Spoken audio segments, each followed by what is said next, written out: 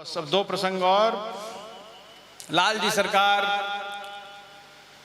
नित्य प्रति वृंदावन के उपवनों में अपने ग्वाल बालों के साथ जाते थे। कंस ने राक्षस को भेजा।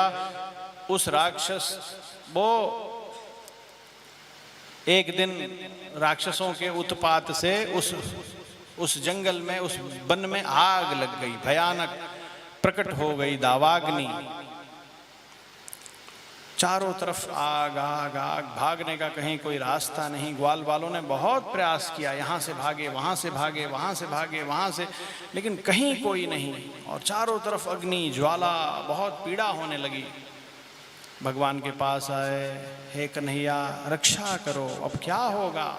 अब तो कोई रास्ता भी नहीं है, कोई राक्षस भी नहीं दिखता है, किससे लड़ें? लेकिन हृदय में एक विश्वास है कि इस अग्नि से भी तुम हमारी रक्षा कर लोगे। लाल जी ने कहा, इस अग्नि से तुम सबकी रक्षा जरूर हो जाएगी। मैं एक मंत्र बोलूंगा और ये आग बुझ जाएगी, लेकिन एक शर्त है। शर्त यह है कि तुम सब अपनी अपनी आंख बंद कर लो। सबने बंद कर लिया। मनसुखा भैया बोले, कैसे आंख बंद कर लूं? कहीं सुरंग उरंग जानता होगा, भाग जाएगा, इसका कोई ठीक नहीं है। तो उंगली के बीच में से देख रहा था, पूरा आंख बंद नहीं किया था। लाल जी को भी पता था देख रहा है, लेकिन क्या हुआ? लाल जी ने अपना श्रीमुख खोला, ओम, सारी अग्नि सिमट के उनके पेट में चली गई। गोविंदा! जितना वृक्ष जला था, घास जला था, सब फिर से हरे भरे हो गए। सबको प्राण मिल गया। मनसुखा को ज्ञान हो गया। उसने कहा, सुनो, हम सब अपराध कर रहे हैं, मैंने अपने आंखों से देखा, ये झूठ नहीं है, ये वेद पुरुष है, ये श्रीमन नारायण है, ये अखिल कोटि ब्रह्मांड नायक है, ये अद्भुत है, ये सबका स्वामी है, इस जगत का स्वामी है, यही वेद पुरुष है। सुंदर ध्वनि हुई, ओम, और ये सारा आग ये पी गया। हम बड़े अपराध कर रहे हैं, हम क्या कर रहे हैं? और मनसुखा ने जाके क्या किया? साष्टांग दंडवत किया, जैसे हम लोग करते हैं ना आरती के बाद। सभी ग्वाल वालों ने किया। लाल जी ने कहा, मेरी योग माया आज बाल लीला हो गई, इन सबके बुद्धि पे पर्दा डालो। और जैसे ही वो सब खड़े हुए, लाल जी पास गए, मनसुखा को छुआ, कहा, मनसुखा गोविंदा गोविंदा। सब भूल गया। बोला, हाँ हाँ, कहाँ थे हम लोग? मनसुखा, हम लोग कबड्डी खेल रहे थे। अच्छा, हाँ, चलो चलो। तो तुम हार गए थे ना कन्हैया? हाँ। तो मैं तुम्हारे पीठ पे सवारी करूंगा? हाँ। तो घोड़ा बनो? हाँ। बैठ गया।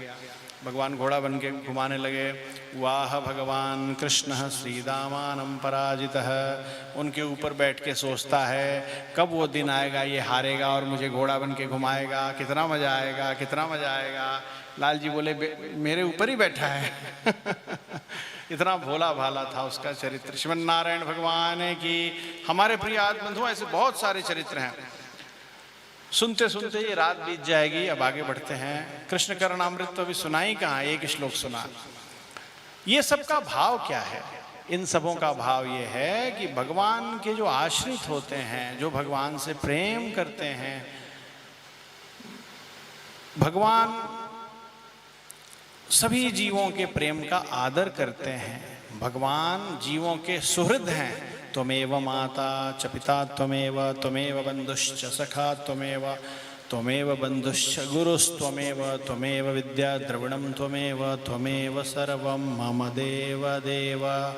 माता हैं, पिता हैं, बंधु हैं, सखा हैं, गुरु हैं, सब कुछ हैं, हितैषी हैं, सुहृद हैं। भगवान ने इन सभी लीलाओं के माध्यम से दिखाया, एक एक लीला में एक एक गुणों का प्रकाश है। भगवान ने इन सभी लीलाओं के माध्यम से दिखाया कि देखो, मैं तुम्हारा सच्चा सुहृद हूँ, सच्चा हितैषी हूँ, मैं तुम्हारा सदा कल्याण चाहता हूँ, मैं तुमसे सदा निर्हेतुक प्रेम करता हूँ, सदा स्वार्थ रहित प्रेम करता हूँ, एकमात्र तुम्हारे कल्याण को छोड़ के और कोई कामना नहीं है। ये कहने का भाव ये है कि हमें भगवान में अपना मन लगाना चाहिए, अपना चित्त लगाना चाहिए, भगवान के वचनों को जानना चाहिए, उसको समझने का प्रयास करना चाहिए, भगवान का भजन करना चाहिए, सात्विक जीवन व्यतीत करना चाहिए। भगवान ने जैसा कहा है धीरे धीरे धीरे वैसा बनने की चेष्टा करनी चाहिए, भगवान को ही अपना सब कुछ मानना चाहिए। गोविंदा। आगे बढ़ते हैं। आगे एक बहुत विशेष प्रसंग है। कालिया नाग की धर्मपत्नियों ने, जो कि कुछ ज्ञानी थी, उन्होंने भगवान की प्रार्थना, भगवान की स्तुति की, कालिया नाग का उद्धार हुआ। अब यज्ञ पत्नियों पर कृपा होगी। लाल जी सरकार एक दिन वृंदावन से मथुरा के तरफ प्रस्थान कर गए, यमुना के तट से विराजते हुए बहुत दूर प्रस्थान कर गए। और हमारे प्रिय आत्मबंधुओं रोज प्रसाद लेके जाते थे। उस दिन लाल जी को लीला दिखानी थी, उस दिन प्रसाद लेके नहीं गए। और दोपहर हुई और ग्वाल वालों ने कहा, कन्हैया बहुत जोर से भूख लगी है। बहुत सुंदर वर्णन है। उन्होंने कहा, कन्हैया जिन जिन राक्षसों को तुमने मारा है ना, वो सभी हमारे पेट में आके उपद्रव कर रहे हैं। देखो, भूख भी लगी है तो लाल जी के लीला का वर्णन कर रहे हैं। गांव के लोग क्या कहते हैं? चूहे कूद रहे हैं, चूहे कूद रहे हैं, चूहे कूद रहे हैं। चूहे कूदना कहते हैं ना, वो सब क्या कह रहे हैं?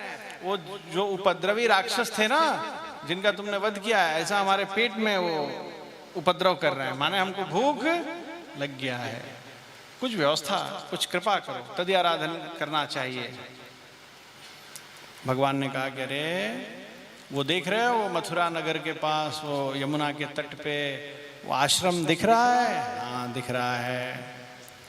वो ऋषि लोग क्षुद्र कामना से यज्ञ कर रहे हैं, छोटा छोटा उनका कामना है।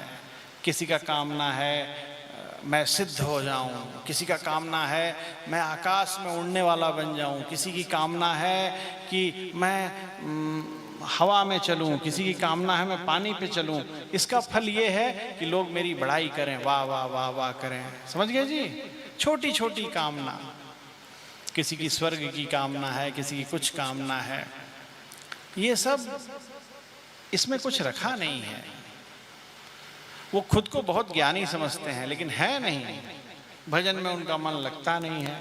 एक काम करो, तुम अभी जाओ उनके पास और कहो कि भगवान पधारे हैं कृष्ण कन्हैया लाल, और उन्होंने कहा है कि आप उनके ये दोपहर का प्रसाद आपके मठ से जाएगा। भाव तो यही हुआ ना। बालक पहुंचे, साष्टांग दंडवत किया, कहा महाराज भगवान पधारे हैं और दोपहर का प्रसाद यहाँ बना है ना, वो सब हम लोग लेके उनको भोग लगा देते हैं। बहुत आनंद का विषय है। वो यज्ञ कर रहे थे, सुरवा होता है ना बड़ा बड़ा, लकड़ी के चम्मच से हवन करते हैं। वो आग में जाते जाते गर्म हो गई थी, इधर गर्म घी उधर आग।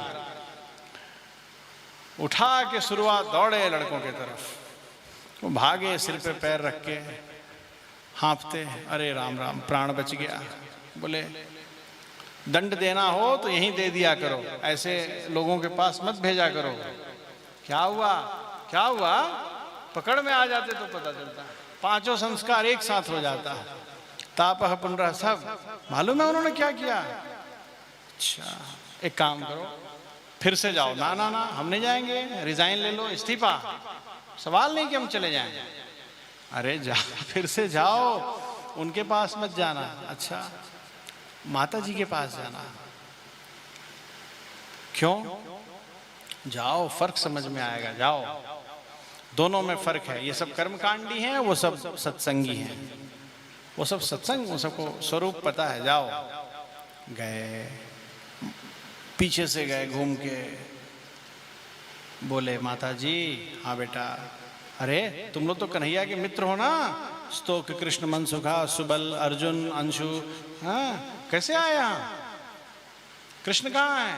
वहाँ है। अच्छा दोपहर का प्रसाद का व्यवस्था आप करेंगी ऐसा कहा है उन्होंने। संभव है? क्यों नहीं संभव है। गोविंदा। जो भी प्रसाद था सिर पे उठाया और सेवा में ले गए। लाल जी ने प्रसाद स्वीकार किया, वापस दिया। लाल जी सब थोड़े पाते हैं, वापस देते हैं कि नहीं? कोई नहीं बोल रहा है। एक रोटी बढ़ा के देते हैं, घटाते नहीं हैं। घटाते, आज तक किसी का घटाया है क्या? कोई नहीं बोल रहा है, किसी का नहीं घटाया। और कहा माता जी आप सब जाइए। उन्होंने कहा प्रभु अब हमारे पति देव लोग बहुत गुस्सा हो गए होंगे, हमको मठ में घुसने नहीं देंगे, आश्रम में। उन्होंने कहा माता जी आप परम भागवत हैं, आपके दर्शन से ही उनको ज्ञान हो जाएगा, आप जाइए। वो माता जी लोग आई, ये इधर बैठ के प्लानिंग बना रहे थे, जैसे कि पुरुष लोग की आदत है, अइया मारूंगा, अइया करूंगा, अइया गाली काटूंगा, ये होता ना, खर्चो पानी बंद कर दे श्याम।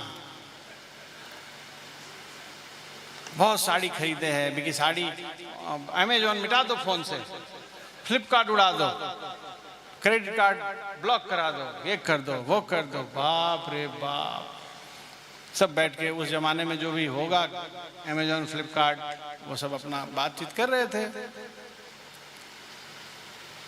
उधर से वो माता जी लोग आ रही हैं, केशव नारायण माधव गोविंद मधुसूदन त्रिविक्रम वामन श्रीधर पद्मनाभ दामोदर हरे विष्णु पद्मनाभ दामोदरा।